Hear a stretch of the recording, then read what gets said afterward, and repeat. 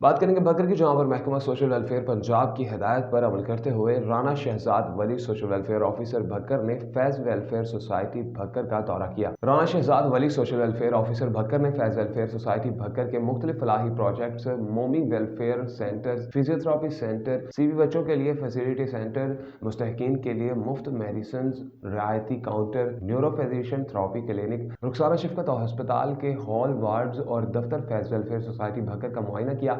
इस मौका पर शाहिद रफीक सदर Faiz welfare society Bhakkar, Altaf Hussain Shah Bukhari information secretary, दीगर स्टाफ, डॉक्टर्स, लेबॉर्टरी स्टाफ और फिजिकल ट्रेनर्स से मुलाकात हुई।